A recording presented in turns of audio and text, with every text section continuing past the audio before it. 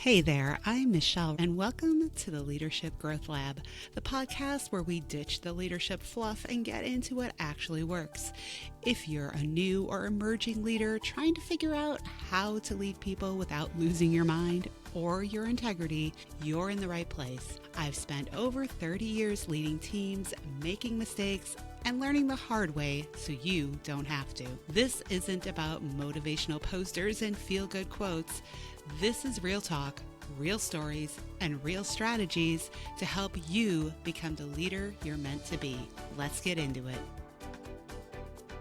Good morning, leaders. So today I want to talk about how to maintain your composure and not panic, and why that's so important when you're managing your team. So obviously, by this time, you all know that I am part of the event world. And because of that, there are always a lot of unknowns, contingencies, especially when you are planning and implementing your own event. But even if you're just like in sales or you need to meet a goal or a target, right? There are sometimes things that need to happen, and it's not always going to happen at the pace that you want. And it's unreasonable that you wouldn't get nervous about these things, right? That you wouldn't look at these things and be like, ugh, because you're aware of the fact that things can go sideways or things can fall through. And that is exactly why, as strong planners and leaders, you need to come up with these contingency plans of, decide like if we're not at this point by this time, what do we need to do? And look at your strategy to potentially readjust it and maybe take other actions to ensure the success of your initiative, whatever that might be. However, those are your internal thoughts, because here's what happens when you show fear and panic in front of your team. It indicates to your team that you have hired to do this job, that you have lost all trust in them, that their methods are not effective, and that you're going to jump in and just take over and do it yourself. You hired, as leaders, we hire people for a reason. And we have to trust them to do the job that we've delegated them to do. That's not to say we relinquish all responsibility or that we don't keep an eye on things. That's not what I'm saying here. And if things are not going the right way, it is perfectly fine to have a conversation, but ultimately you have to trust the team you have in place, because all that does to them is it sends them in a frenzy. It stresses them out. They now feel that on top of everything that they're already aware of, everything that they're maybe already dealing with, they see the same numbers, they see the same outcomes that you see. So they're already under pressure, right? They're already probably coming up with plans, contingency plans. But instead of going to them and like strategizing and kind of being there as a support, as a sounding board, as a, okay, hey, here's where we're at. What are your ideas? Where are you thinking? What are you seeing? What are you doing? And then trusting them to execute. You jumping in and getting involved just sends the opposite signal, that you don't trust them, that you, and it adds this extra layer of pressure that they now need to convince you that they're doing their job well. And it distracts them from the very goal that you're trying to accomplish, because now they have to stop everything they're doing and focus on you and calming you down. So it is distractive, it is destructive to pursuing the actual goal and achieving the actual goal. Again, I'm not saying that you shouldn't have a monitor on it and that you shouldn't have a conversation. Absolutely, you should. And you should pull them aside and say, this is where I'm concerned. And allow them to say, what do you need from me? What do you need me to provide you so that you can feel more comfortable? Because you have to also understand that this isn't because of their lack of abilities. Sometimes there are things in the marketplace that affect things. So, and things will change and fall through. And ultimately, we have to look at where we're at, what their abilities are, and what the positives are that they're working on as a team. And you have to keep your panic mode at bay. Not saying you can't feel it. I'm not saying that you can't ask questions of your team, but you cannot show your full panic, because all that does is put them into a full panic. And as a leader, your job is to take that stress away from their team so they can focus and do their best work. When you add the additional pressure, stress, uncertainty, and you indicate that you have lost trust in them, it is really demotivating, really disheartening, especially if they've been working really hard and you know that they have a strategy in place, but then you show a lack of trust in them by jumping in and, for lack of a better term, meddling in it. It's hard. I know. It's so hard to stand back on the sidelines and not jump in and quote unquote fix things or try to fix things. I get it. I really, really do, especially if you've had teams that you haven't been able to count on before. It's so hard to extend that trust. It's so hard, but you have to do it. I have seen on my own teams, when I show my own panic, when I show my own uncertainty, it translates to their uncertainty, and that they are preoccupied with that uncertainty instead of focusing on making things happen.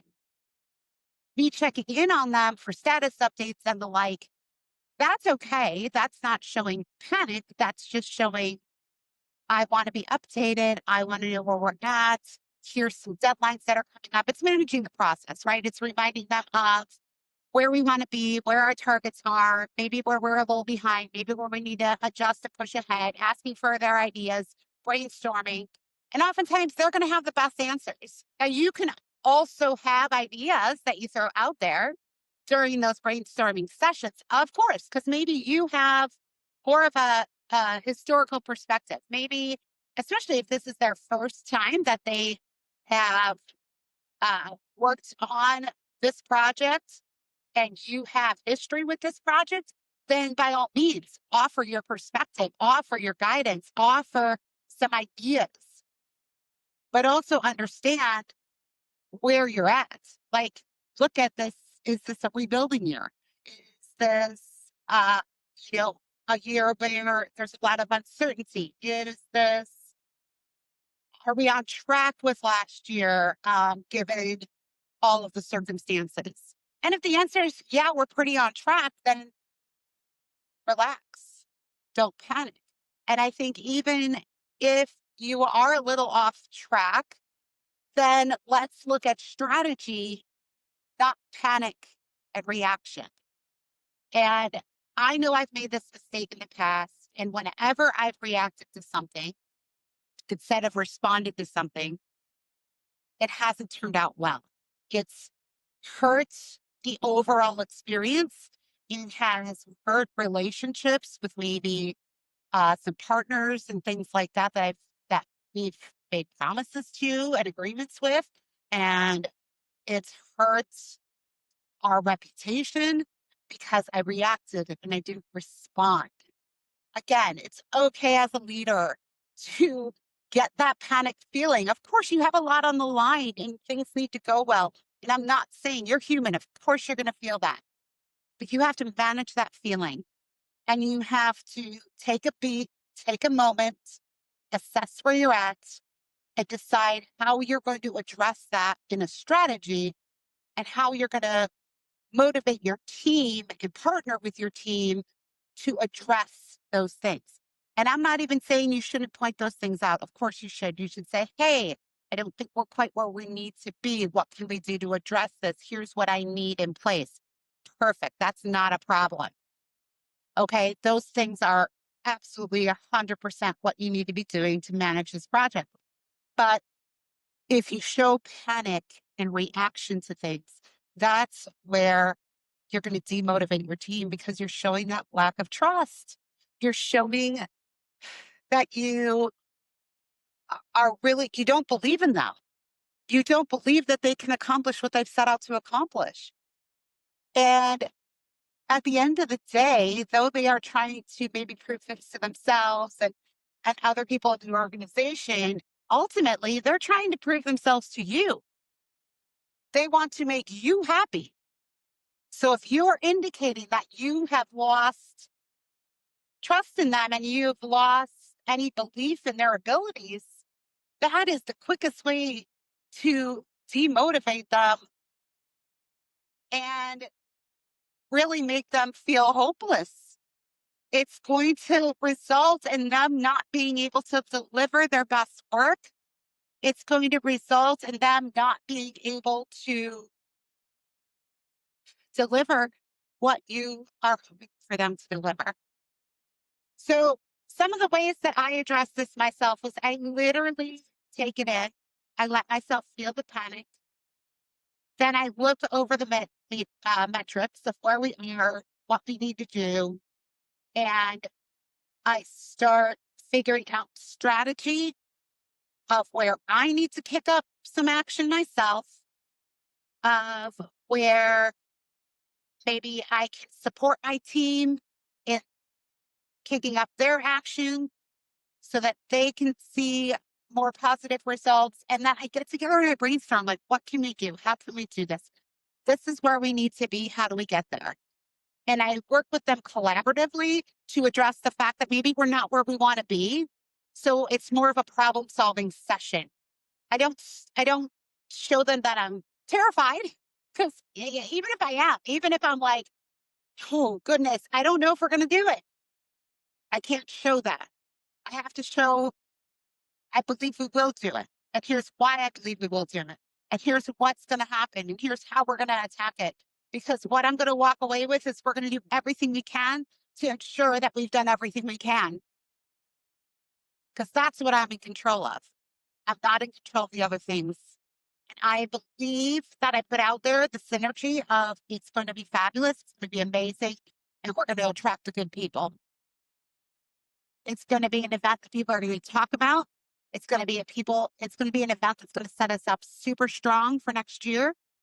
So that is where I'm at. And that's how I kind of evaluate those things. I keep my messaging strong and positive and motivating to my team so that they are motivated and able to accomplish the things that they've set out to accomplish with my support and without my interference. How do you keep your stress at bay? How do you keep your doubts at bay? How do you keep from panicking and jumping in and doing things for your team that maybe they need to take care of themselves? How do you handle that? How do you navigate that? And what issues have arisen when you have jumped in? Or maybe you haven't even recognized that that's what you do. Hmm? Have you evaluated? Have you asked your team, how positive am I? Or what do I do that stresses you out? It's a really powerful question to ask your team. That is my leadership pep talk for today. Keep your stress at bay. Don't panic. Lead your team through positivity, motivation, trust, and belief in them, and you will see results soar. Until next time. And that's it for today. Thank you for being part of the Leadership Growth Lab. If you got something out of this episode, share it with a fellow leader and subscribe so we can keep growing together. Lead yourself first, everything else follows. Catch you next time.